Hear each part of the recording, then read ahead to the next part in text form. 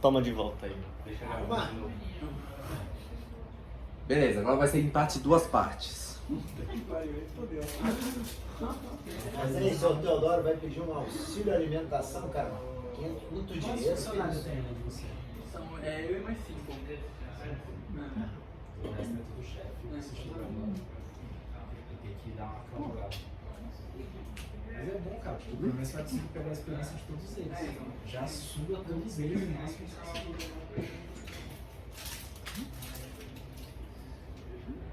Ser de pequeno assim é bom pra aprender, né? É muito bom. No final das contas, você faz uma atividade total.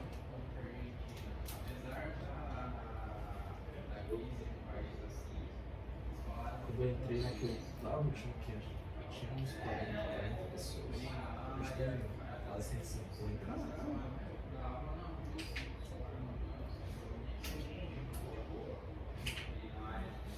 Foi do que a gente tava pensando. Você já criou um vínculo, então você escalou hoje. Não, mas é que a gente estava pensando, no mercado financeiro eles prezam muito por experiência. Né? E na empresa que eu tô, eu entrei, foi a primeira empresa que eu entrei no mercado financeiro, eu entrei como estagiário. Quantos anos você formou? Tem 5 anos que eu tô lá. Estou com 26. Você estava na graduação? Na graduação. Eu saí de um trabalho CLT, eu já estava 5 anos trabalhando em trabalho CLT, para entrar como estagiário.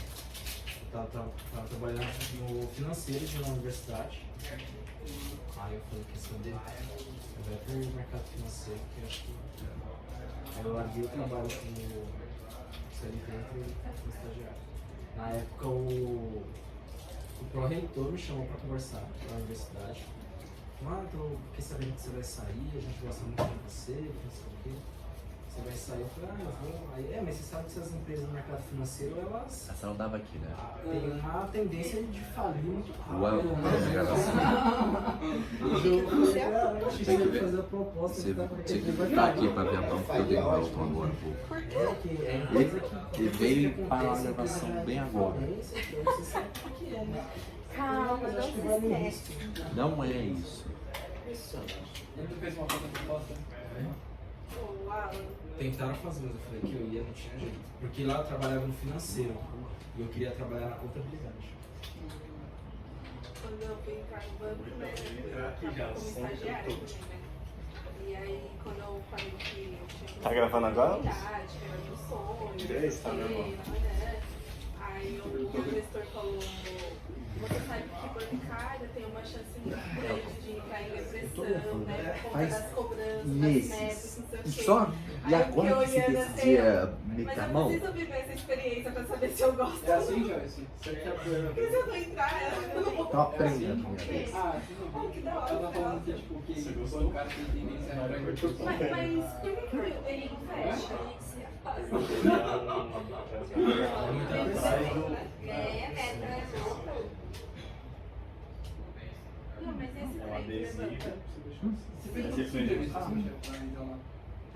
Cara, na verdade, a minha chefe estudou na mesma faculdade que eu e pegou meu currículo lá no COT. Ah, Da na minha Universidade de Talentos cabeça, lá. Aí ela mandou mensagem, porque meu currículo e queria conversar comigo. Na minha cabeça era pra Aí fazer eu fui conversar assim. com ela. Aí quando você gruda lá no celular, entendeu? Aí você mexe no celular assim. Eu deixei o currículo lá justamente para casar com o Porque eu fiz essa como se fosse seletivo, tá ligado? Que, tipo, tinha umas 6 entrevistas, tá ligado? Já não vejo grupo, tá ligado? Tipo, chato pra caralho. Eu fiz uma no BTG, foi 5 Sei que meu namorado tava comentando que ele tá precisando de umas camisas, né? Aí ele falei com tanta gente que a gente fala um pouquinho mais. Vai ligar, né? Então, eu falei, meu, tá Eu sei que sim. Normalmente é tamanho de modelo. É particular, normalmente modelo. Aí eu resolvi fazer tudo de uma vez, fazer a pós em inglês. Eu fiquei um ano tipo, um ano sabático. mesmo quando ele emagrece. Até quando ele emagrece, mas o braço Aí eu fui dele, fazer a não é pós, estética, fazer não é inglês. estética, é genética. E aí o inglês eu pretendo não parar, independente do jeito que ser, entendeu? Sim, não faça isso. Você vai fazer o certo. Vou fazer o sério depois que acabar a pós. Aí o ombro dele Mas eu larga. acho que esse número de posições. Eu posso me passar se ela acha alguma coisa. E aí eu acho que vou parar no céu. Mas ela é. Porque CGA é mais pra gestão de carteira.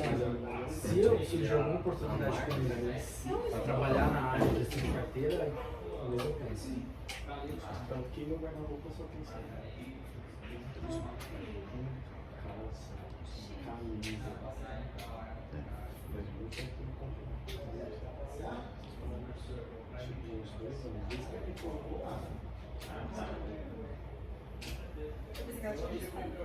Eu tenho também. 40.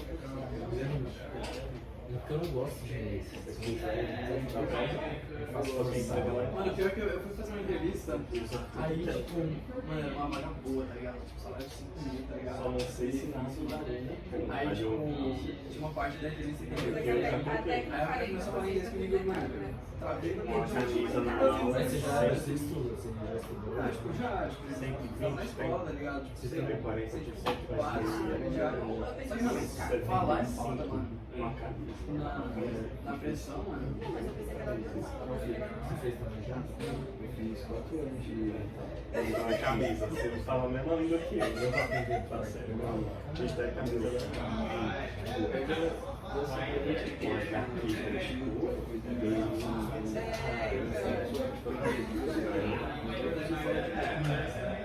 essa toda preocupada foi eu. Porque, tipo, tô 6 Jorge, 7 meses já. tá brigando com seu filho na Aí eu me senti acreditando essa coisa. Que maldade. Mas tão bonzinho, sabe até baixar as duas Mas tipo, não tem uma regra, um cronograma. A minha vai explicando, a oral vai ser assim assado. E agora vai de todo mundo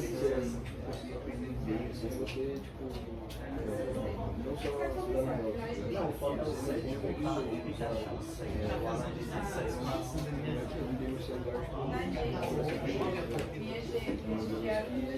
Faz quanto tempo que você deu a tua destravada? O pessoal fala que no momento que você não é destravado assim, em relação a essa folha. Chega uma hora que tipo, dá uma destravada, o cérebro vira a chave e aí você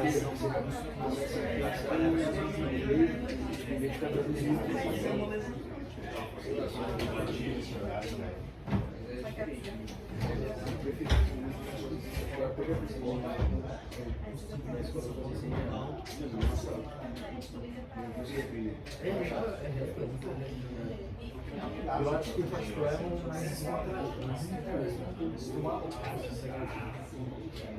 Aí eu prefiro manter. Às vezes eu dei uma apertadinha, porque dá um boss. Por exemplo, eu fiz esse trabalho de fazer teoricamente os dias livres na pós, e os dias que eu deveria estar deixando vai estudar as coisas da pós. Só que não vai abrir mão, vai pegar conhecer.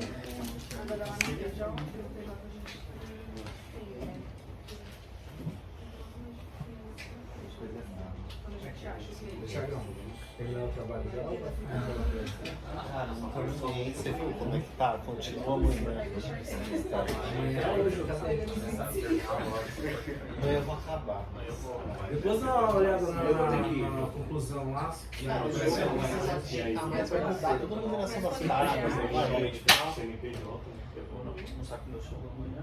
Não muda não. Não muda. Eu configurei para, conforme eu fui escrevendo, adicionando as páginas, depois você só atualiza o sumário lá e a informação já vai. Aí já chego mais tarde em casa e na quarta eu vou estar de casa. Acredito que vai estar mais tranquilo. a sua tabela Todo o trabalho. Eu fiquei Depois eu falo, mas eu não sei se eu também tirou aqui no site, eu escrevo na mão dele. Acho que não é eu jurava que você ia falar. Acho que ele tem uma você não deixa. Tá na Então, eu fiz essa minha conclusão. Eu comecei 2 da tarde. Aí, ó, tá feliz.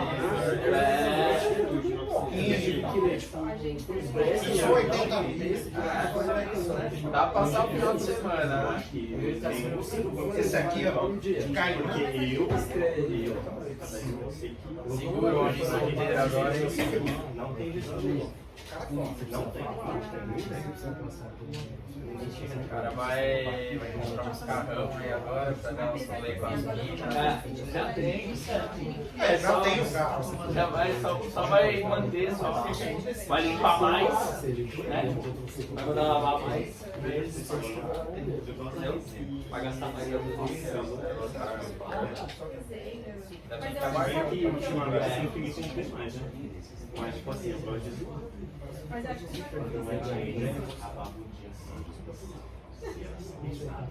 Antigamente era separado, comercial operacional. Aí minha agência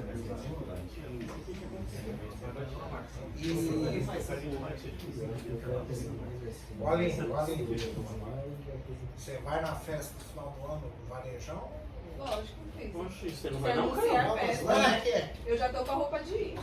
Lá no show da Ivete, né? O bicho pega, né? Os caras saem carregados. Aonde que é esse? Não. A festa da firma. Festa da confraternização. É boa, opa. Não, mas no varejo. Mas eu nunca vi ninguém saindo carregado. Você nunca Porque foi. eu sou a última É porque ela é uma delas, né? Aí eu não lembro de nada. Dá um blackout, né? Dá um blackout. A maioria é na semana, como que eu vou trabalhar no outro dia? Chega lá e No Santander, sexta, de sábado. E do 2019 foi Parece. top. Na idade de vocês até parece que falta disposição, né, pra vir à noite. De sexta acaba 4 da manhã. Bom, volta pra mim. Se for Eu de nunca segunda, virei à não. noite. Sinceramente. Depois eu vou pra lá. Aí termina Nunca? 2 horas da manhã, termina tipo eu já- cedo, porque no outro dia o pessoal tem que Cara, trabalhar. mas já tive ocasiões de vir à noite já. Já? É, se você é assim. É, não tem? Hoje em dia eu tô mais Geralmente não, geralmente dá pra dar uma dormidinha, né? Chega em casa umas 4, 5, acorda umas 7, não trabalha. Ah, não consigo não, Hoje pessoal. é home office. Ah, não, hoje tá mais fácil, hoje tá mais fácil, hoje tá mais fácil. Tá mais fácil. Mas vamos lá, gente, vamos lá. Bem, as principais finalidades aí, né? Algumas das demandas que o mercado financeiro atende, uma gerar e distribuir liquidez, né? Satisfeito. Desculpa, Gustavo? Gustavo tem dinheiro, o Luiz precisa de dinheiro, ele faz uma distribuição, gera liquidez para o Luiz e distribui, né? Operar sistema de pagamento, que é o que a gente falou muito aqui, né? A gente fala muito de SPB, mas nada mais é o que você tem uma conta corrente, um banco que você efetua um pagamento. Então você opera sistema de pagamento e vê mercado bancário, monetário, tá? Alocar recursos entre doadores e tomadores, que é basicamente o que a Aline faz ali, né? Meu amigo capta, a Aline empresta, basicamente é isso. Aumentar a eficiência do fluxo de capitais, foi o que eu falei aqui, quando a capacidade do Jadson de suprir o mercado de empréstimos é muito maior do que a minha, porque ele sabe analisar risco, ele sabe analisar os projetos, a tendência é que o mercado fique mais eficiente. E adequar volumes, prazos, taxas, riscos, porque basicamente a grande visão que todo mundo vê é prazo, né? Geralmente você capta num prazo curto e tem que emprestar num prazo mais longo, né? Isso também é outra função, imagina. O Gustavo quer emprestar o dinheiro, mas ele não está afim de ficar 2 anos sem ver o dinheiro. Mas ele consegue emprestar para um banco, às vezes, para 3 meses, e o banco, a partir do dinheiro dele, com outros tantos, fazer um empréstimo por 2 anos, 3 anos, 4 anos. Quer ver um exemplo? A poupança, né? É mensal. Se você for pensar na remuneração, é mensal. E você empresta por 15, 20 anos. Como é que você consegue fazer isso? Tem que ter inteligência para fazer isso, né? Tem que ter sistema, tem que ter inteligência para fazer isso, né? Assim como também você vai prazo, taxa também, você capta numa determinada taxa, aplica em outra, tem que cobrar um spread, tem que ver qual é o risco que você está incorrendo. Tudo isso você faz onde? Dentro desse sistema financeiro. Você faz essa adequação entre volume, dos prazos, das taxas, dos riscos. E aí, basicamente, essa imagem aqui, ela fala do que é um sistema intermediado. Porque onde é que banco ganha dinheiro num sistema intermediado, né? Porque ele está numa ponta de captação, aqui, tá? E ele está numa ponta de empréstimo. Então ele capta dinheiro de um lado e empresta do outro. Ao fazer isso, obviamente, ele cobra um spread para isso, né? E ele intermedia. Para fazer essa intermediação e se remunera do spread, ok, mas ao fazer isso ele acaba também equalizando os prazos, equalizando os riscos, distribuindo os recursos de maneira mais adequada, aumentando a eficiência da economia. A outra ponta é um sistema desintermediado, que também os bancos atuam num sistema desintermediado. Eles atuam como? Eles atuam assessorando os clientes. Então, por exemplo, uma captação de uma debênture não tem intermediação bancária. A companhia, Vale, Petro, Globo, seja lá quem for, emite um papel. Esse papel vai ser emitido por ela, o dinheiro vai entrar no caixa dela e ela vai fazer a gestão desses recursos. Aonde o sistema financeiro entra? Na intermediação entre o cliente e Na quem tem emitido. distribuição. Ele distribui esse título. Por que eu não digo que ele intermedia? Porque o dinheiro não passa por ele. Ele não faz o intermédio do dinheiro que entra e do dinheiro que sai. Ele simplesmente, o que ele faz são duas coisas. Uma é distribuir. Porque quem distribui é uma distribuidora ou uma corretora ou um banco de investimento. Em geral, corretora ou distribuidora que vai distribuir. Então, muitas vezes, o que vai acontecer? A gente vai falar mais de mercado de capitais. Vai ser feito um contrato de distribuição entre a Vale, por exemplo, e uma distribuidora ou uma corretora. Pode ser do Itaú, pode ser do Safra, qualquer uma que seja, XP, qualquer uma que seja. Além disso, aonde o sistema financeiro também entra? Se vocês forem ver, quando vocês pegam para distribuir, quem trabalha com distribuição em banco, quando você tem um prospecto, seja de uma debênture, seja de um CRIC, seja de um CRA, vocês podem ver que tem lá bancos coordenadores da distribuição e tem os bancos coordenadores da operação em si, da originação.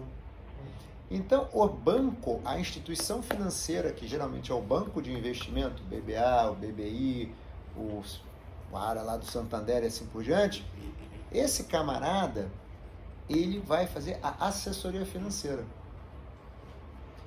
Por dois motivos. Primeiro, que você precisa, o coordenador, ele pode até subcontratar, mas tem que ser uma instituição financeira para originar o negócio. Depois, ele vai participar da distribuição sempre. Chega o Itaú, através do BBA, faz a coordenação da originação e contrata a corretora para distribuir. Então, ele quer entender a operação, porque ele vai distribuir depois, mesmo que seja outro braço do banco. E aí você entra mais uma vez no sistema financeiro. E aí não tem intermediação, porque o dinheiro não passa pelo banco, o dinheiro vai direto do investidor para a empresa. Aonde o sistema financeiro atua? Na assessoria financeira, afinal de contas, essa debênture vai financiar que projeto? Qual a taxa de retorno desse projeto, para que a partir dela eu consiga saber qual a taxa que eu posso pagar na debênture. E o que eu falei para a debênture vale para a CRI, vale para a CRA, vale para todos os títulos. Nesse investimento, o dinheiro do cliente passa pelo banco? Não. Não. O banco vai se remunerar pelo FII ou pela comissão de assessoria dele, financeira, ou a comissão de distribuição. Uma delas. Tem algumas comissões de originação, comissão de distribuição, tem algumas comissões que você pode. Tá? Mas não é não é spread bancário. Não existe no sistema, é esse aqui, eu estou com a imagem errada, desculpa. No sistema de intermediação, desintermediação, desculpa, não tem spread bancário. Se você for olhar, a imagem pode não ser muito boa. Esse aqui, se não me engano, é o Banco Central Espanhol, mas realmente não parece uma imagem muito boa para mostrar que é um banco. Né? Parece uma igreja. Quê? Parece uma igreja. Parece uma igreja. Não. Vai, então ele capta de um lado, né, operações passivas, né, e empresta do outro são as operações ativas. E para isso ele cobra o spread de intermediação. E aí a gente vai falar de lá para frente, a gente vai falar um pouco de spread em outra aula. E aí aquele spread é caro, spread não é caro, não sei o que, papá, mas ele cobra intermediação. Neste outro desenho, o dinheiro não passa pelo banco. Aqui, calma. Não passa pelo banco. Vai direto para as empresas e os títulos não. A debênture é emitida pela empresa, distribuída por uma corretora, o dinheiro vai para o caixa da empresa, eu fico com uma debênture, rezo para chegar no prazo e me pagar. A minha dúvida, professor, é que realmente não quero investir em debênture, nem CRI, nem CRA. Mas no sentido de praticamente o meu dinheiro fica com o banco, certo? Não. Assim, e quando cai, tipo, quando existe o resgate, como você falou, chegar lá no final, a empresa vai honrar. A empresa tem um agente fiduciário que controla todos os fluxos de pagamento, tal. Chegar na data, ela vai fazer o pagamento na conta indicada. Ela é que vai fazer o pagamento na conta indicada. A garantia é isso mesmo. O quê? FGC não. Não tem. Quem tem FGC são os títulos, em geral, conta corrente de emissão bancária. Tá? Por quê? FGC ele é um sistema criado pelos bancos para dar garantia para os clientes de que esses bancos conseguirão pagar. A ideia do FGC é um pouco da cadeia de mercado que cresce. O que acontece? Ele é mais antigo, tá? Mas a face mais visível da FGC foi na crise de 2008. Porque na crise de 2008, o que aconteceu? Alguns bancos médios ficaram realmente numa situação complicada para pagar os resgates. E o que aconteceu naquela época? Por isso que eu falo para vocês, o mercado parece que esse negócio assim, o Banco Central faz tudo sozinho e tal, ninguém se fala, mas não é verdade. Tinha alguns bancos médios que estavam com uma situação um pouco complicada. Aí o Banco Central, né, articulou e os bancos grandes, Itaú, Bradesco e tal, fizeram o quê? Eles honraram esses resgates. Honraram como? Passaram dinheiro via CDI para esses bancos para eles poderem honrar esses resgates de CDB. Até que o mercado estabilizasse. Aí foi quando aumentou a cobertura do FGC. E que era o tal do depósito especial remunerado, o DPGA. Aumentaram o valor do DPGA também. Para que alguns bancos pudessem fazer captações maiores também. Tá? Aí depois a coisa estabilizou e tal. E a FGC ficou com essa regra que depois mudou para 1 milhão, mas que era 250 mil direto, sem o teto de 1 milhão, né? E então mais ou menos por aí. Aí é só bancária. Tanto é que a discussão que tem agora, no âmbito da FEBRABAN, é aumentar a participação dos fintechs, dos bancos PagSeguro, coisa do tipo, porque eles pagam muito pouco e teoricamente são quem mais usa. Então assim, o Bradesco, o Itaú pagam uma fortuna de FGC para garantir os seus depósitos, todo o sistema, e os bancos, que na verdade são os mais vulneráveis, proporcionalmente são os que menos pagam. Mas ainda tem uma relação de grandeza, teoricamente as fintechs são... Sim, não, a relação é essa. A relação é que quem é maior paga mais. O que eles estão alegando é que assim, tudo bem, eu sou maior, eu pago mais, mas vem cá, não faz sentido eu pagar tão mais. Eu tenho menos risco. Eu tenho menos risco. Eu sou maior, mas tenho menos risco. Então não faz sentido eu pagar tanto. Óbvio que não dá para inverter, né? Agora você paga, não fica de pé. Até porque é bom. Já não dá lucro, né, professor? Mas é bom também, porque assim, ninguém quer. O Banco Neon, quando quebrou, por exemplo. Ninguém nem sabe o Banco Neon quebrou direito, mas o Banco Neon quebrou. Ninguém viu. O Banco Neon é sacanagem. Quebrou, não sabe. Não sabia, não. Eu lembro das propagandas. Não, é porque é uma cagada. Eles tinham Neon Pagamentos. Mas como você tem uma empresa de pagamento, você tem que ter alguém para fazer a execução dos pagamentos. E tinha um banco em Minas chamado Banco Neon. Ou a Neon. Eu sei que um dos dois mudou de nome e acabou. O banco e a empresa de pagamento ficaram no Neon. Quando o banco quebrou, aí todo mundo descobriu que eram duas empresas. Tinha empresa de pagamento, Neon, que fez parceria com o Votorantim depois, e o Banco Neon foi liquidado. E ninguém ficou com prejuízo, o FGC pagou todo mundo. Né? A cagada foi não ter essa distinção, então todo mundo achava que era uma coisa só. Quê? Mas não era. Então tinha um banco para fazer a execução dos pagamentos. Né? Então, mas foi uma cagada, né? Porque assim, na boa, você vai fazer nenhum de Minas Gerais, de uma única agência, que nem pode ser. Vai ficar esquisito. Diga aí. Nada? Perguntar. Alguma dúvida aqui? Essa é uma estrutura típica de mercado de capitais. Estrutura típica de mercado de capitais. A gente tem 1 ou 2 aulas para falar de mercado de capitais, a gente vai aprofundar esse assunto, tá? Bem, aqui eu já falei, né, sobre essa questão das intermediações, o que o sistema financeiro faz. Né? Alguns pilares. Aí, por que FGC? As infraestruturas que a gente vai falar na próxima aula e todo o mais. Primeira coisa é reforçar a confiança.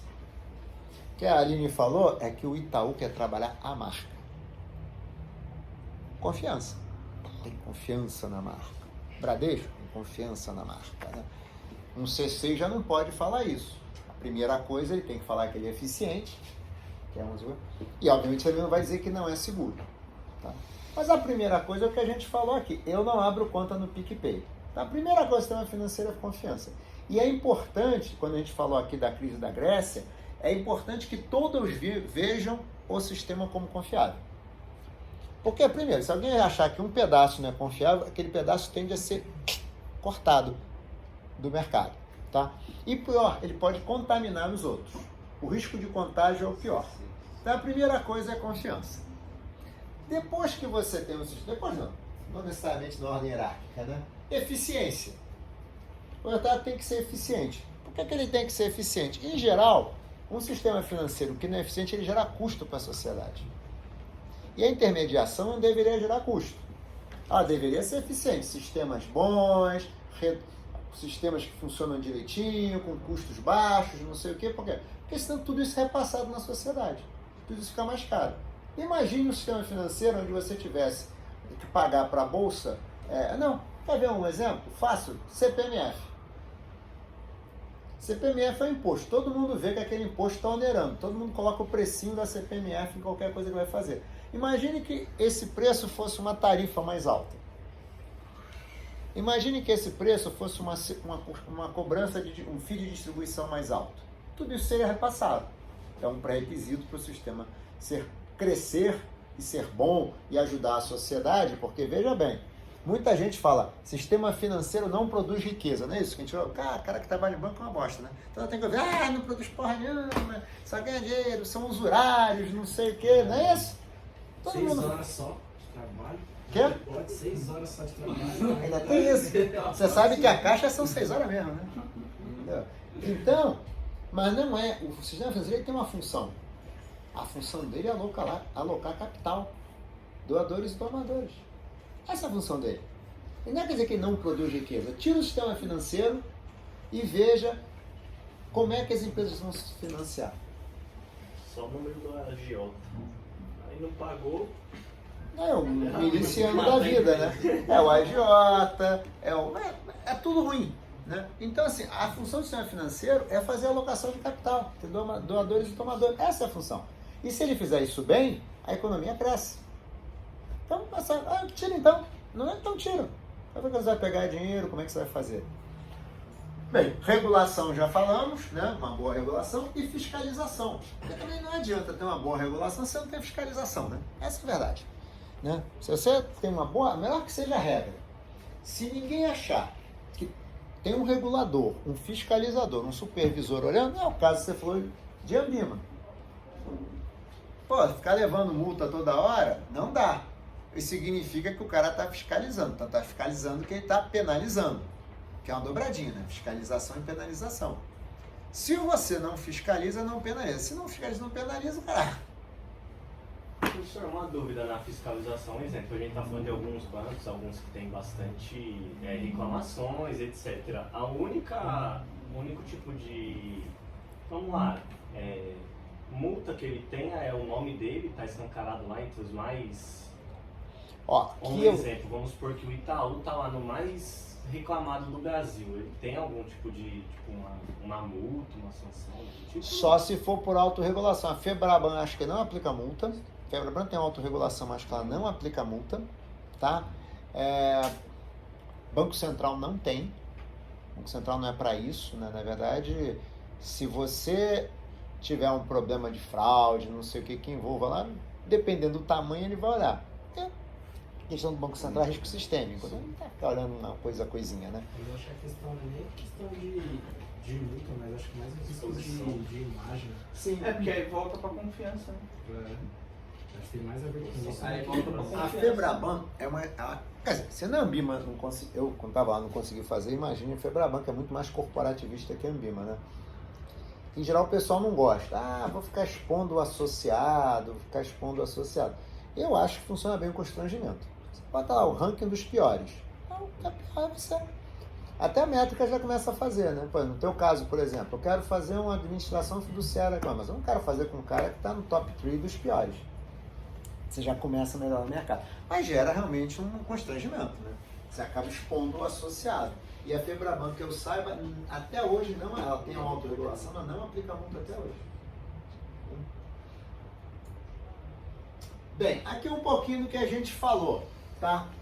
Esse é o sistema financeiro internacional. Não existe um sistema financeiro internacional como tem no Brasil regulado. É o que eu falei. Existe uma estrutura composta por algumas instituições. Vou até pegar logo o próximo slide que fica mais fácil de ver. Tá. Aí tá aí, ó. O BIS, que é o Banco Central dos Bancos Centrais, que hoje em dia está nessa pegada de discutir moedas eletrônicas, digitais, tá? O FMI, fora daqui, que vocês devem ter ouvido, depois vejam um vídeo da década de 80, vocês vão ver. O FMI, na verdade, ele funciona como um emprestador para países que estão em dificuldade, situação que vocês viram no Brasil, tá? Faz uma série de estudos econômicos para ver a situação fiscal e de crescimento econômico dos países ao longo do mundo também, e recomenda algumas boas práticas de política econômica, coisa que o BIS não faz. O BIS recomenda procedimentos operacionais e boas práticas regulatórias, coisa que o FMI não entra, tá? O Banco Mundial, que é uma associação com foco mais de assistência, se vocês entrarem no site vocês vão ver, ela tem uma pegada mais de ajuda humanitária, programas de inclusão pelo mundo, coisa do tipo. O Banco Mundial, na verdade, ele surgiu no bojo assim como a FMI também, tá? No bojo da final da Segunda Guerra Mundial, que você tinha que reconstruir a Europa. Então, assim, além dos capitais americanos, você precisava criar um banco, onde, obviamente, os Estados Unidos aportou uma grana, para que você pudesse reconstruir a Europa. E nessa pegada de reconstrução econômica, era econômica e social, né? Não vamos esquecer que o berço da social-democracia no mundo é a Alemanha, né? É a Europa, né? Então foi lá, por conta disso surgiu o Banco Mundial, a IOSCO, que é a CVM das CVMs. Por quê? Porque mercado de capitais, que é aquele mercado desintermediado que eu falei ali, ele veio crescendo muito. Por quê? Ao longo dos anos. O mercado bancário, aquilo que a gente mais ou menos conhece. Capta aqui num CDB, captazinho aqui num COI, capta aqui, empresta. As finanças estruturadas, com esses produtos mais estruturados, Private Equity, o FIP, CRA, CRI, FDIC, nota estruturada, tudo isso é emissão corporativa, não é emissão bancária. E esses títulos vieram crescendo desde a década de 70. Por quê? A economia crescia, precisava de capital, o sistema bancário não estava conseguindo suprir. Vamos pegar lá o mercado de capitais, tinha debênture e ação. Também não estava sendo suficiente. Por quê? Porque tem riscos que são difíceis de você mensurar. Então, por exemplo, você tem um projeto muito bonito, mas é um projeto para fazer uma eólica. Hoje a eólica todo mundo já conhece a eólica. Até alguns anos atrás não conhecia a eólica. Como é que é o fluxo de caixa da eólica? Como é que é o risco? Tem que ter vento. Quê? Tem que ter vento. Não, tem que ter vento, tem que ver a região, tem que ver se vai ventar. Aí você começa a ter que fazer uma operação de captação aonde você consiga ter um fluxo de caixa de pagamento que seja adequado. Aí você vai ter que emitir um título e ter um fluxo de caixa adequado para pagar, com garantias que permitam a quem te emprestou o dinheiro minimizar ou mitigar o risco do calote.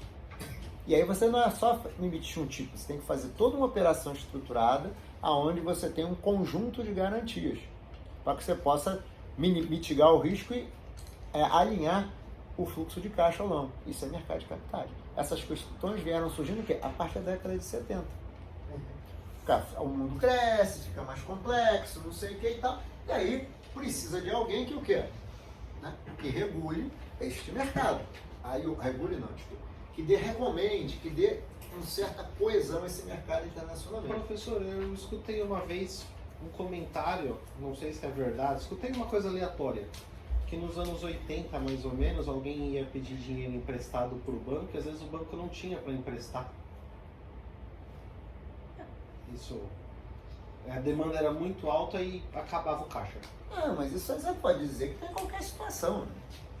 Né? Na verdade, você sempre pode achar que um aumento de taxa de juros no empréstimo pode ser porque está faltando dinheiro, né? Mas é que faltando dinheiro parece assim que está faltando dinheiro. Você pode ter uma questão de oferta e demanda. A economia está crescendo muito, tem muita gente querendo investir, muita gente pegando empréstimo. Eu não tenho tanto dinheiro. O que eu vou fazer? Eu vou começar a emitir mais CDB pagando mais juros, você vai emprestar pagando mais juros. Porque dinheiro não dorme na mesa, né? Se tem gente querendo emprestado, eu vou captar para emprestar. A questão é se a taxa é uma taxa compatível. Não, acho que nesse caso aí, ele quis dizer, acho que questão de não ter a nota ali, não ter o... Não tem, realmente não nota, não tem o crédito.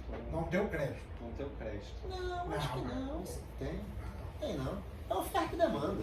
Se estão batendo na tua porta, o que vai acontecer? Você bate ali na porta do banco do Alan, querendo dinheiro. O Alan está aqui com um monte de gente querendo dinheiro. Ela vai dizer, a sua taxa de juros é tanta. Aí você fala, eu topo. A gente vai ligar para a tesouraria, ó, capta um CDB agora pagando tanto que eu encontrei um mané aqui que vai pagar tanto. Chegou o bobo pagando 20% por ano. Não, ele vai dar um jeito. O dinheiro não dorme na mesa. Ele arruma dinheiro. Arruma, não dorme na mesa. Ele vai dar um jeito dele. Tá? Um pouquinho de história para vocês. Nem sempre foi assim, tá? A cara do sistema financeiro nacional que a gente conhece hoje, desse jeitão aqui que a gente vê, é da de 64. Tá? De 1964, depois do golpe militar, a gente teve uma política econômica, né? Uma cabeça mais liberal, mais afinada, né? Porque o que a gente tinha antes era um país muito agrícola que passou a ser urbano, mas que ficou ainda com um sistema regulatório na área do mercado financeiro muito velho. E aí, quando teve o golpe militar, resolveram dar uma... Bom, tem que ajeitar o Brasil para crescer, né? E com todos os problemas do governo militar, não dá para negar que a década de 70 foi uma década de crescimento, final dos anos 60 e dos anos 70. E aí, o que acontece? Você teve em 64, 65, a reforma bancária, que é a Lei 4595, e uma primeira reforma do mercado de capitais, que foi a 4728. Foi neste momento que a gente criou o Conselho Monetário Nacional, que já falamos aqui, o Banco Central do Brasil, que não tinha também, antes era uma SUMOC, Superintendência da Moeda e do Crédito, que era um departamento do Banco do Brasil. Na verdade, até o Plano Real, se eu não me engano, ou foi o cruzado, posso estar enganado agora, até essa época o Banco do Brasil ainda tinha uma válvula para poder emitir moeda. Não emitir dinheiro em si, mas ele tinha como criar créditos contra o governo federal e dessa maneira ele criava empréstimos sem ter dinheiro. De maneira que ele criava moeda. Até basicamente, eu acho que o Plano Real, tá? Então você tinha... Quê? Bagunçado. Era bagunçado, muito bagunçado. Imagina essa SUMOC, o cara já não vinha trabalhar, largava lá. Não, era o departamento do Banco do Brasil e aí vocês imaginam, né? Aquela questão toda de produtor rural, que tinha como fazer lobby no Banco do Brasil. Era bem bagunçado mesmo. Né? Vejam que entre 64 e 76 foi um tempo longo. Aí teve uma lei chamada, a lei número 6385 de 76, que cria a CVM e disciplina o mercado de valores imobiliários. Veja que foi criado o mercado de capitais na 4728, mas só 11 anos depois você teve uma lei que criou, de fato, o órgão regulador. e que criou as condições para que o mercado de capitais andasse. Por quê? Porque quando se criou, você tem uma bancária, essa bancária vai andar, e depois a gente vê o mercado de capitais. O que acontece é que, talvez vocês não saibam disso, na década em 71 a 72, a Bolsa Brasileira quebrou, né? Bovespa, no caso do Rio, quebrou, porque tinha muita especulação, porque o mercado de capitais era muito mal regulado. Essa era uma lei insuficiente. Não tinha baixa fiscalização, baixa penalização, arcabouço regulatório ruim. O que aconteceu? O Brasil vinha crescendo rápido, 69, 70, 71, especulação começou a comer solta. Compração, os preços subiram. Só que tinha muita coisa ruim. E aí essas empresas começaram a entregar os resultados. Aí ele começou a vender. Aí veio uma onda de venda enorme. Nessa onda de venda, o mercado praticamente acabou. As bolsas ficaram ali meio que vendendo almoço para comprar janta, durante anos. Aí em 76 criou-se a CVM. E aí veja só que coisa que hoje vai parecer óbvia. Padronização de balanço. 6404, lei das SA. A lei que a gente mais estuda na ciências contábeis é esse livro. Então, nessa data surgiu o arcabouço de contabilidade de empresa aberta, que não tinha uma padronização. Cada um fazia o balanço, tinha algumas regras, óbvio, mas exagerando, cada um fazia o balanço como queria. Como é que ia comparar a receita recorrente de um cara com o do outro? Você não tinha como comparar direito. Nessa data veio, além da CVM, demonstração financeira padronizada, que não tinha. Algumas questões sobre votos em assembleia, que não tinha. Toda vez a gente fala assim, nossa, não tinha? Não tinha. Começou em 1976. Disciplinando votos em assembleia, disciplinando oferta pública. Você comprava uma ação, não tinha um padrão bonitinho, assim, definindo, que nem a gente vê hoje, um prospecto dizendo, uma debenture com isso, não tinha nada disso. Tudo surgiu aqui, em 76. Que veio a 6385 e a 6404, que vieram juntas. Era a época das trevas. Não tinha banco central, não tinha regulação de nada, cada um colocava o que queria no balanço, era uma bagunça. Nessa época, ele cresceu absurdo, né? Quê? Foi a época que ele cresceu, porque o nosso trabalho pega. Foi um dos temas lá que a gente viu que o PIB crescia 7 e quando começou a dar ruim, saiu de 7 para 2. O Brasil veio crescendo rápido até 74, se eu não me engano. Aí depois veio a crise do petróleo, aí a economia, como todo mundo, começou a andar para trás. Aí o Brasil tinha um grande plano com Geisel de crescimento via obras públicas. Mas nessa época que veio, por exemplo, aquela hidrelétrica lá de Foz do Iguaçu, Itaipu, aquele bando de coisa, um monte de obra grandiosa, dizer se o Brasil é um país megalômano, né? As obras grandiosíssimas, não sei o que e tal. Boa parte do endividamento que depois levou o Brasil a quebrar foi feito nessa época. E aí o que acontece? Só um detalhe da história, considerado talvez o maior economista do século XX no Brasil, é o Simonsen, né? O Simonsen era ministro da Fazenda do Geisel. O Geisel não, já era Figueiredo em 79. Quando ele entrou, ele disse, o Brasil não pode continuar crescendo desse jeito, senão a gente vai quebrar. Aí o Figueiredo, não dá para parar de crescer, tem que continuar crescendo. Mas com essa inflação e crescendo desse jeito, a gente vai quebrar. Aí ele pediu demissão, depois de 6 meses como ministro da Fazenda, e foi embora. Em 82 o Brasil quebrou. Tá, mas tudo bem, que também teve o aumento do juro americano, tal, que foi. Mas é basicamente essa história. Havia um crescimento muito artificial a partir da crise do petróleo. Bem, então isso é um pouco de história e essa é a careta do sistema financeiro nacional. A gente vai estudar muito do lado que está debaixo do CMN aqui, Conselho Monetário Nacional. Tá? Essas duas pernas aqui são duas pernas que vêm crescendo muito, são muito importantes, tá? Que é o Conselho Nacional de Seguridade Privada e o Conselho Nacional de Previdência Complementar, tá? Só para fazer a distinção, o SUSEP é o PGBL e o VGBL e a Previ, que são aqueles fundos fechados. Petros, Valia, Centros, Previ, Tudo isso são planos fechados de previdência complementar. Tá? Podem ser multipatrocinados ou não, mas eles são planos de previdência complementar. A SUSEP cuida dos seguros, e quando ela cuida dos seguros, ela também cuida de quê? De PGBL e de VGBL. Tá? E aí nós temos essa perna que vem crescendo muito. A gente vai focar mais aqui no CMN, que nós temos Banco Central e CVM. Banco Central, olhando sistema bancário, instituições financeiras e o risco sistêmico. Além da questão que a gente viu bastante já, olhando o valor da moeda no tempo, a inflação. E CVM, cuidando de mercado de capitais, empresas que emitem e vendem seus títulos, além do local aonde as negociações ocorrem no mercado secundário, que são as bolsas. Então, as bolsas de valores, aqui no Brasil só tem a B3, ela né, é uma regulada da CVM. A B3, tudo que a B3 faz em matéria de produtos, tem que ter uma chancela, tem que ter uma lei da CVM, uma regra da CVM que autorize. Ela não pode sair fazendo qualquer coisa. Aí você vem descendo aqui, consórcios, corretoras e distribuidoras, outras instituições não bancárias, instituições de pagamento, que hoje está bem em moda, cooperativa de crédito, que a Aline comentou, bancos e caixas econômicas. Né? O que a gente tem aqui, deixa eu só abrir esse link aqui, ó.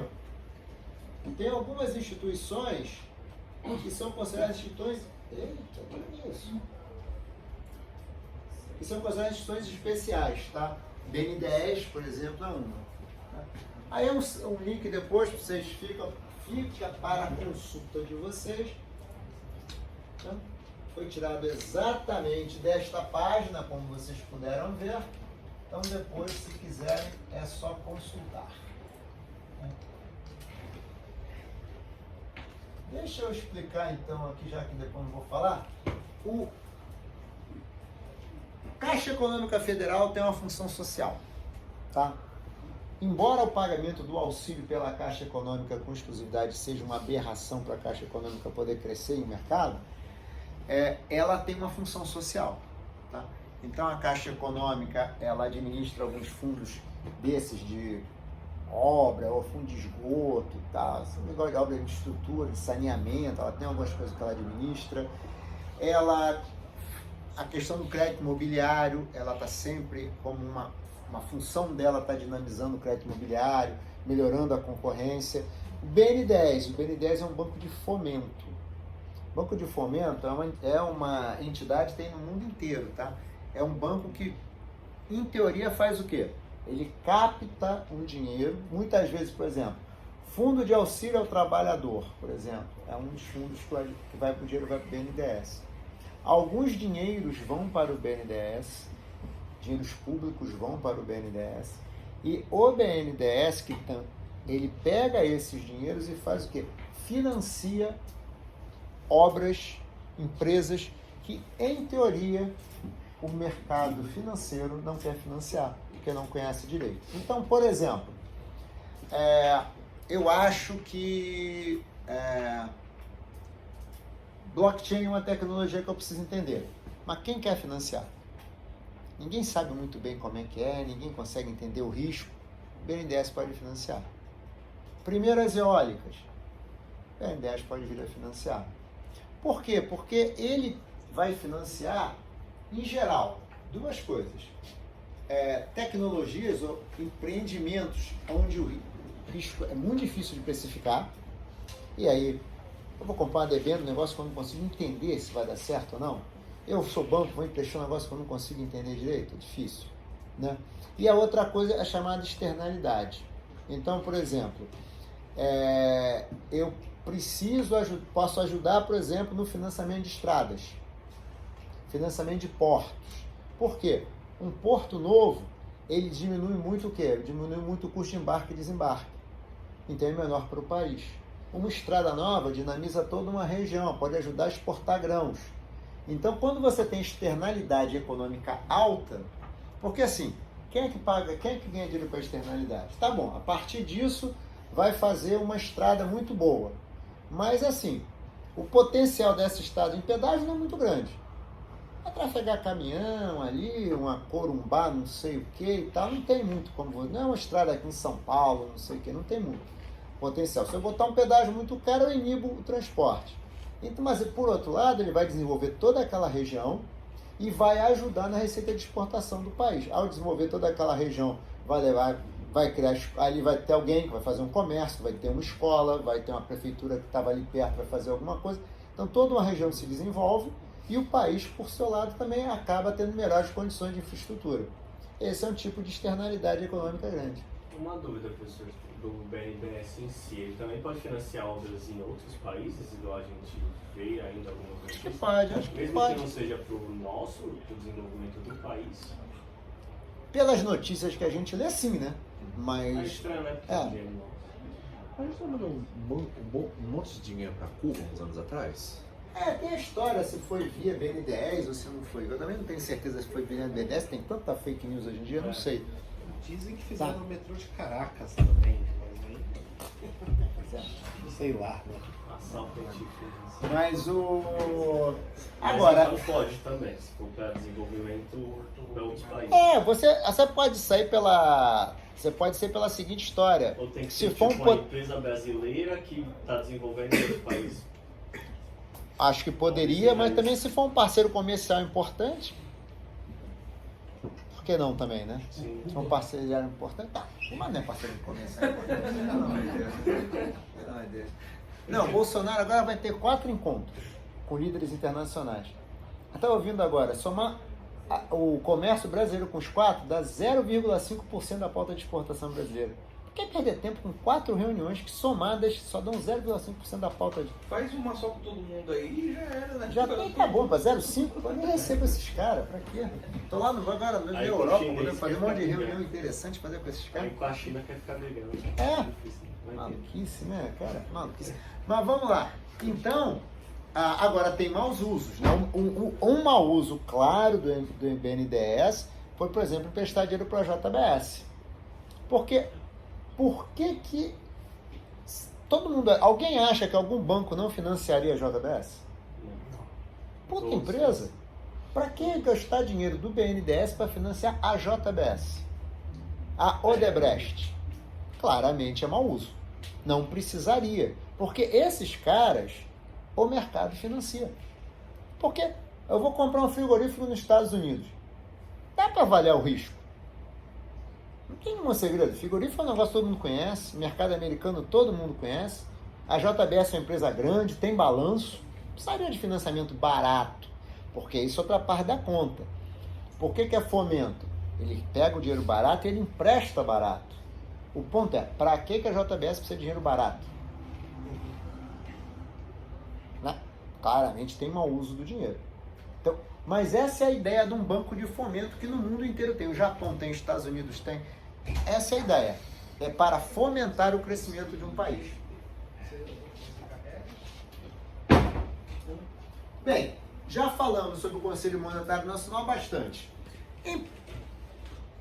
Análogo ao Conselho Monetário Nacional, que é uma entidade, uma instância que define a política sobre um determinado assunto, qual é a política de captação de recursos. Por exemplo, quando teve o FDIC, por exemplo, que essa eu me lembro bem, primeira coisa, o CMN soltou uma resolução falando que a partir daquela data estava, tinha lá um termo assim qualquer, tipo, estava permitida a formação de um fundo de investimento que comprasse recebíveis, pum, acabou. Se eu não me engano, é 2.908, eu acho, essa resolução. Bom, tá lá.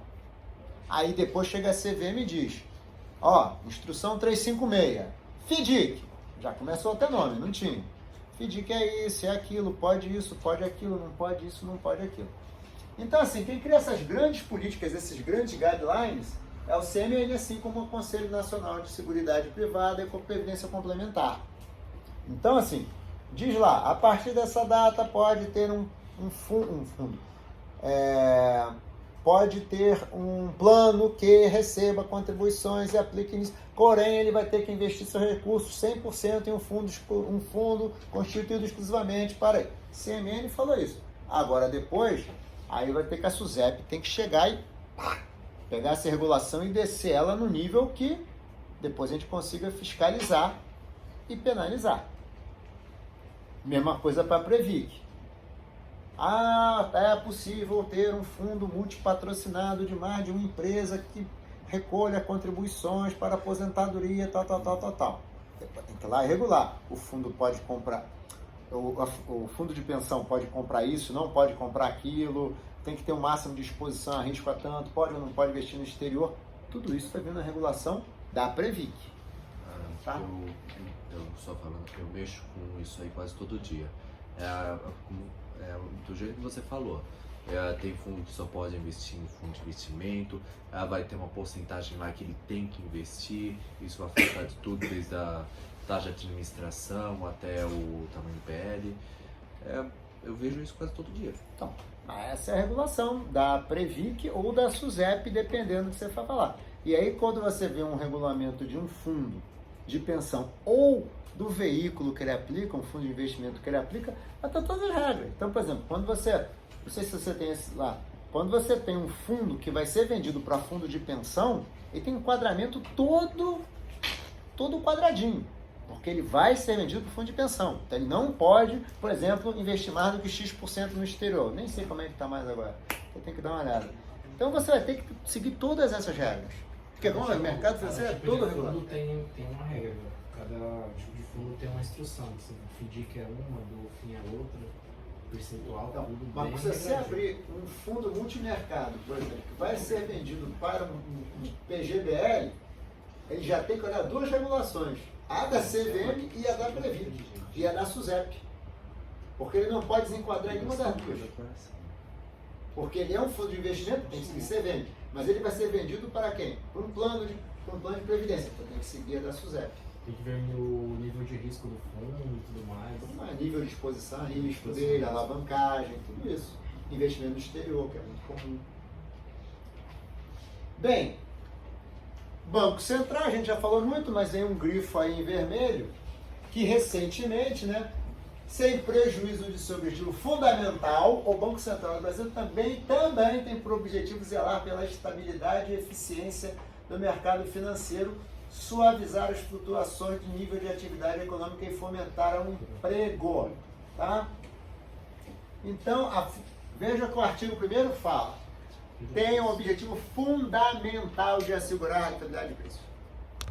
O parágrafo 1º do artigo 1º é que diz, sem prejuízo disso, nós também podemos olhar o nível de atividade econômica. Então, vocês provavelmente, se o Lula ganhar, vocês vão ver muita conversa sobre isso. O Banco Central precisa cuidar do emprego, não sei o quê. Vejam bem, essa é a lei que criou, 2021, é a lei da independência do Banco Central. E ela é claríssima. Ele tem um primeiro objetivo, zelar pela estabilidade dos preços.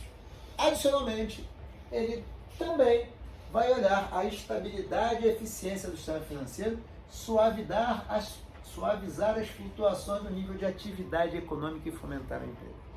Professor, Ele só pode cuidar disso se cuidar primeiro do caput do artigo. uma das loucuras aí que o Lula está prometendo é voltar atrás dessa lei. Não volta não. Assim, eu acho que é o seguinte, o ambiente de eleição é um ambiente que todo mundo promete tudo, né? O Bolsonaro já falou que vai dar auxílio de R$800, o Lula vai. Agora todo mundo fala para sua plateia, né? Aí depois vocês viram que o Meirelles hoje comunicou, né? Tá apoiando o Lula. Então assim, Novidade. se o Meirelles, banqueiro, foi presidente do Bank Boston, foi ministro da Fazenda do governo golpista do Michel Temer, ele declarou apoio pro Lula.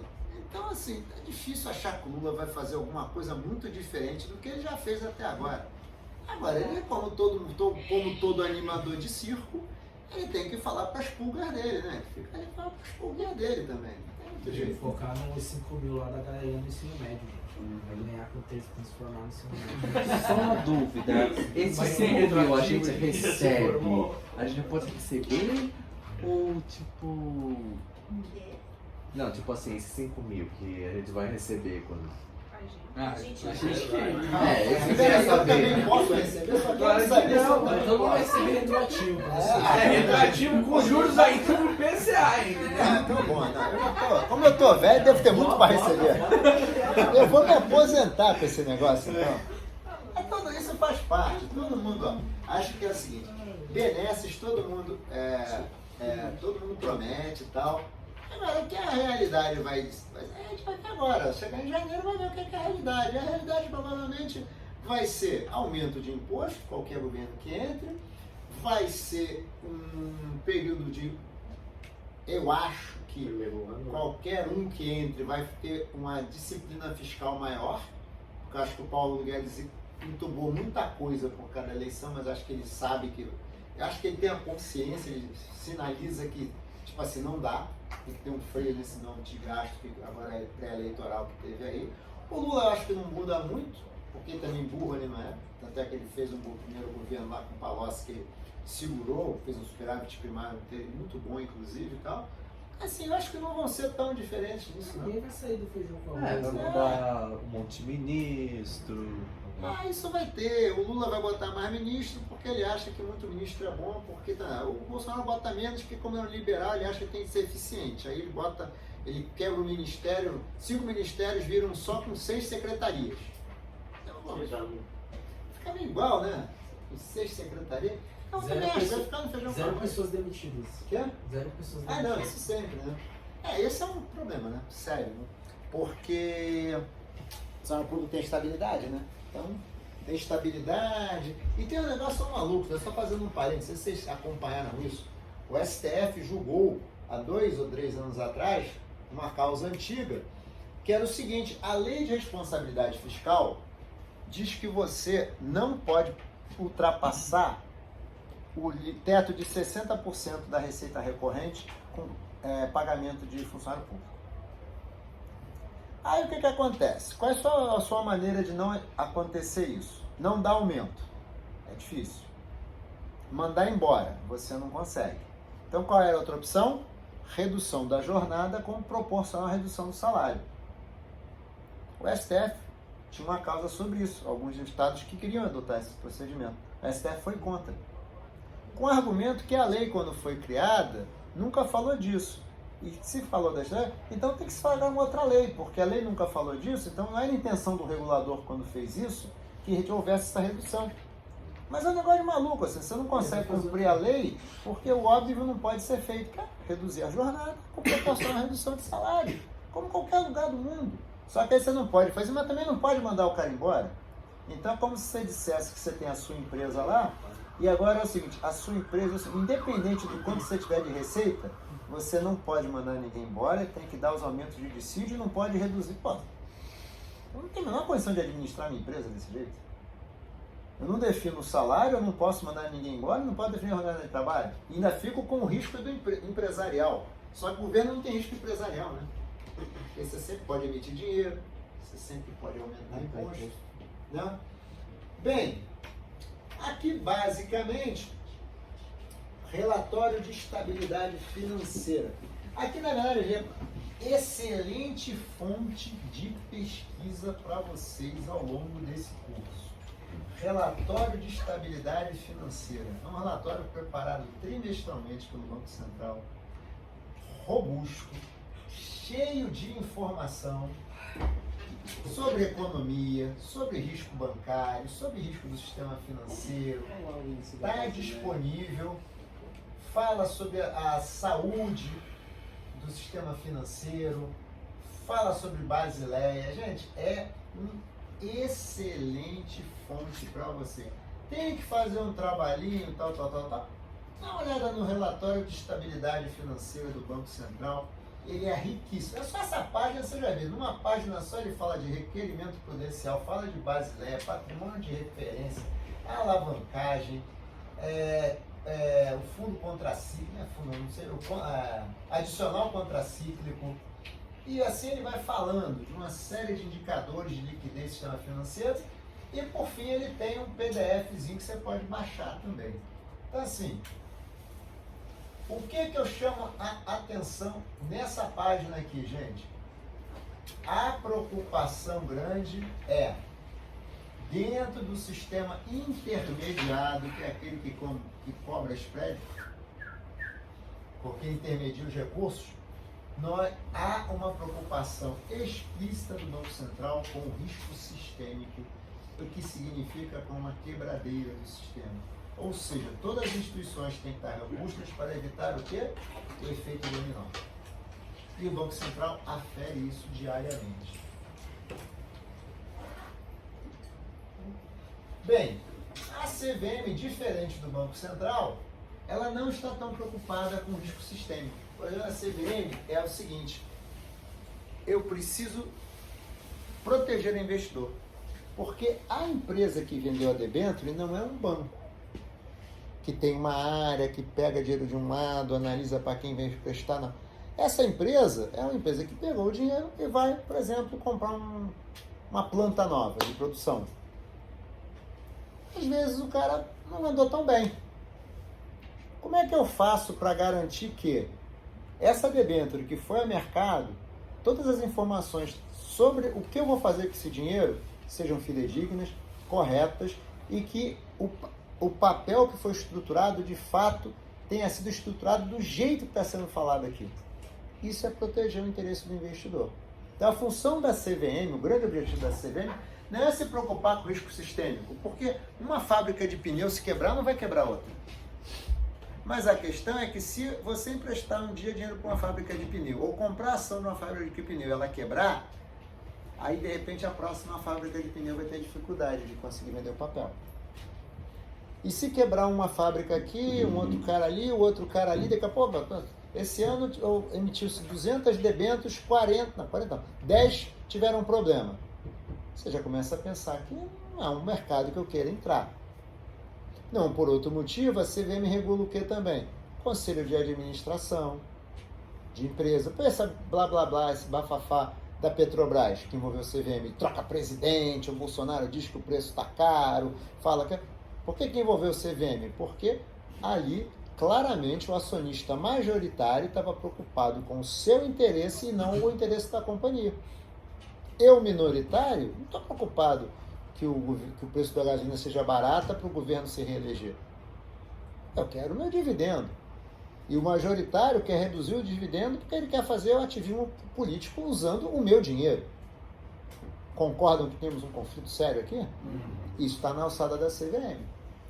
A CVM está vendo isso. Ela regula não só as ofertas, como também as empresas emissoras.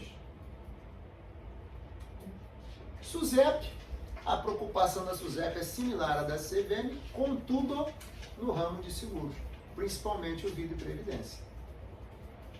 E a Previc, similar à CVM, porém olhando o quê? As fundações, os planos fechados. Não vamos esquecer que FUNCEF, por exemplo, hoje um funcionário da FUNCEF, um beneficiário da FUNCEF aposentado devolve mais de um quarto do salário para a FUNCEF. O cara recebe 1.000, na verdade recebe só 750, ele devolve 250. Por quê? Porque a FUNCEF botou dinheiro em coisas que deram um péssimo resultado. Petros também. Isso aí, péssimo resultado, tem de tudo, né? Mas a grande maioria é realmente fraude, é bola mesmo, é corrupção, né? Por exemplo, a FUNCEP foi uma desses caras que comprou um título emitido pelo governo da Venezuela, usando o BNI Mellon para essa operação via um fundo de investimento. Então, tem várias coisas assim. Debênture de empresa ruim, que acabou entrando em default. Debênture de empresa ruim, que acabou atrasando o pagamento, renegociando. Ação de empresa que não foi bem. Tudo isso foi parar em fundos de pensão ligados aqui a estatais. Se eu não me engano, Petros, hoje as pessoas também devolvem uma parte da aposentadoria. Porque quando um fundo não tem caixa para pagar o benefício, quem arca com a diferença é ele.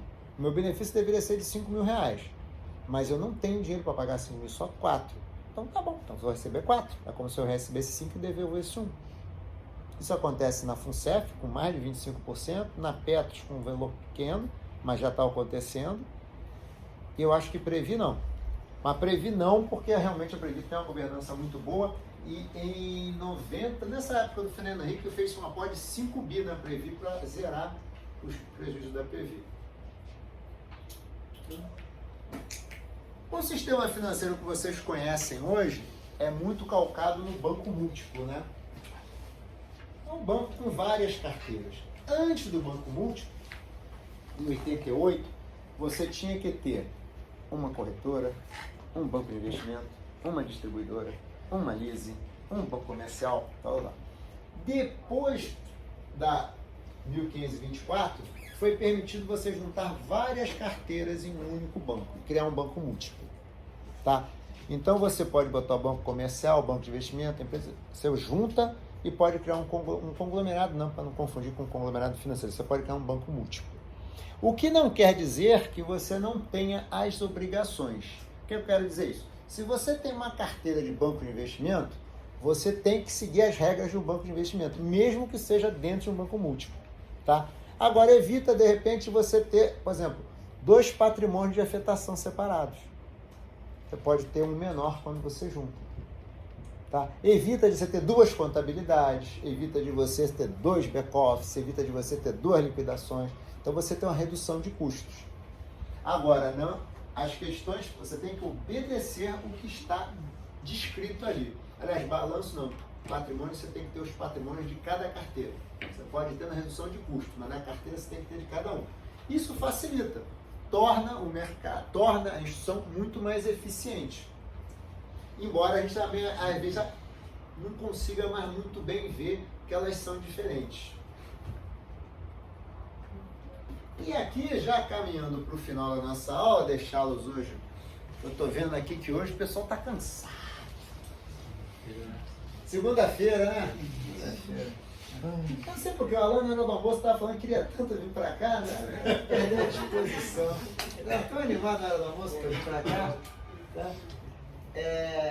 Esse desenho aí, gente, ele é mais ou menos, só para tentar fazer uma figura para vocês, que o Sistema Financeiro Nacional dá para a gente olhar do seguinte: ele tem um mercado monetário, que é tipicamente um mercado de banco comercial, aonde você tem conta corrente, que é a moeda, e ele, tendo conta corrente, tem uma possibilidade de fazer muitos empréstimos. O dinheiro cai ali, todo mundo tem uma conta salário, o dinheiro cai ali, ele empresta e a economia gira. A economia gira, tem um multiplicador. O multiplicador pode criar efeito de demanda. Então tem um mercado monetário que é muito forte e muito ligado na inflação. Em paralelo, você tem o mercado de crédito, que é o mercado típico de empréstimos. Aí você tem poder de multiplicação, porque você capta também depósito à vista, empresta, você tem o mercado de crédito, tipicamente bancário também. Quem empresta dinheiro é banco. Corretora não empresta dinheiro, distribuidora não empresta dinheiro, é banco. Aí você tem o mercado de capitais, que é essa válvula que eu falei para vocês.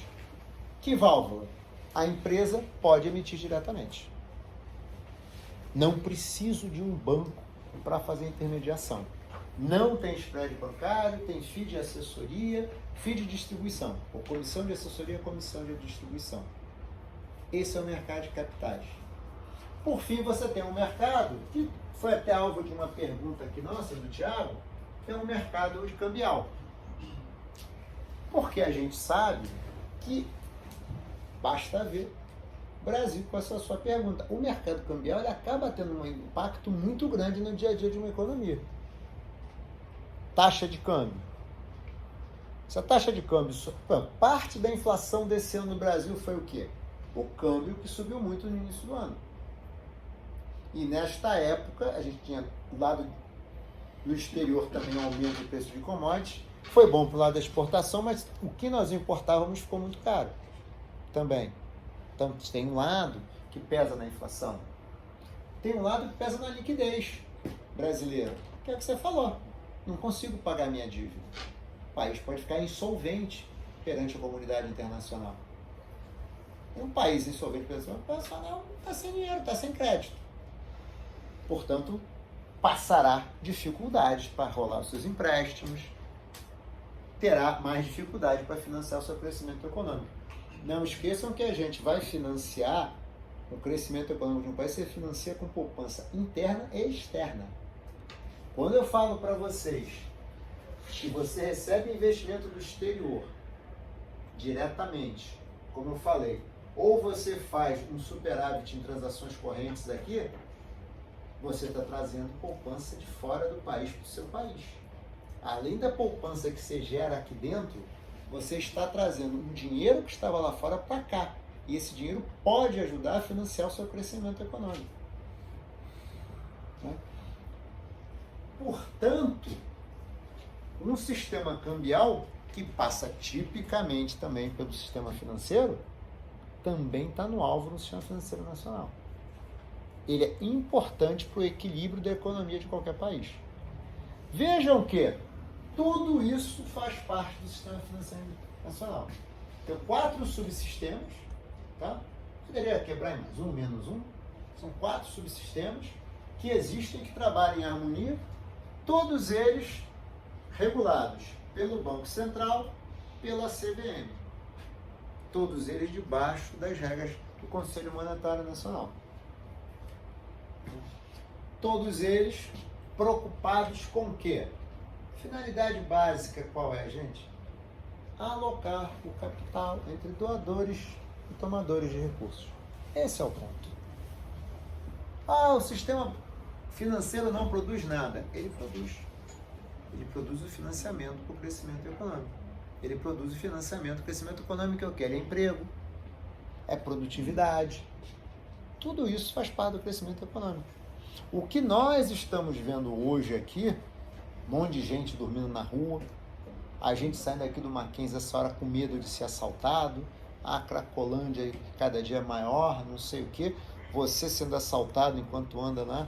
Cara, tudo isso, em parte, faz parte de um país que, pelo menos desde 2014, não cresce.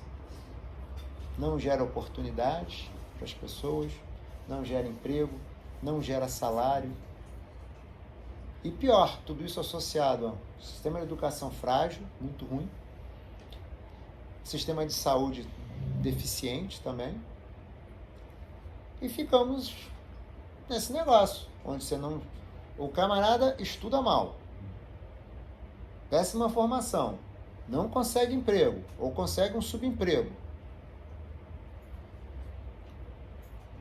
Daqui a um tempo sobra o que para ele? Dormir na rua, assaltar, traficar e assim por diante. Então o que a gente está vendo hoje é isso. O sistema financeiro é a solução para isso? Não, a solução para isso é políticas públicas. Mas passa pelo sistema financeiro ajudar a financiar isso? Passa. Obviamente tem que fazer direito, né? Se usar o dinheiro do BNDES para financiar o JBS, está usando mal, por exemplo. E não tem perspectiva de melhorar nunca esse cenário nosso. Nunca é uma palavra forte, né? Tem que torcer, tem que ter esperança, né? Se não tiver esperança, é complicado, tem que ter esperança, né? Tem que ter esperança. Mas o sistema financeiro, ele pode não produzir nada que a gente veja, não produzir uma cadeira, não produz um carro, mas ele financia tudo isso. E se ele não existir, toda essa estrutura que tem, vocês ali você captando dinheiro, eles emprestando, você na tua conta, tudo isso faz parte, dando assessoria, tudo isso faz parte. Tudo isso é que faz com que você possa emprestar recursos com segurança. Porque também o que serve um sistema financeiro que empresta recurso mal? Não serve para nada. Autorregulação é um pouco do teu ponto. Nos últimos anos, o que veio crescendo? O mercado ficou mais complicado? Ficou mais complicado. Está mais difícil de supervisionar? Tá. Está mais difícil fazer uma regra boa? Tá. Vamos fazer sabe o quê? Vamos chamar a Ambima, BSM da Bovespa, a Febraban e vamos criar autorregulação. Por que a gente cria autorregulação? Tem um paper que vocês vão ler para a próxima aula. Por que criar autorregulação? Primeiro, a Cauã está dentro do mercado financeiro.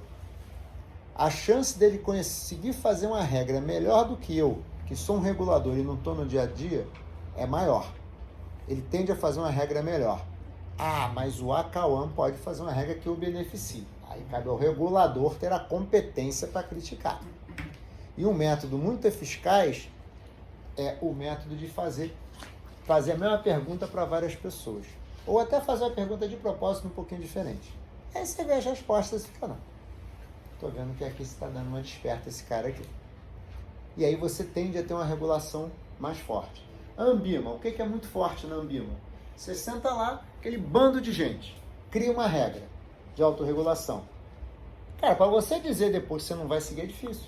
Você estava lá, você ajudou a fazer, mas agora você diz que é ruim. Aliás, essa é uma outra coisa que também saibam sempre, né? Quando alguém que trabalha no mercado financeiro, vocês falarem, pô, a Ambima é chata, fez essa regra, entendam que alguém de vocês sentou lá e aprovou. Alguém de vocês lá, não sei quem, vocês mandaram alguém lá, o cara sentou lá e disse que era para fazer daquele jeito. E saiu. Né? Tem que saber o que vai pedir pro gênio, né? Fez o pedido, às vezes ele atende. Né?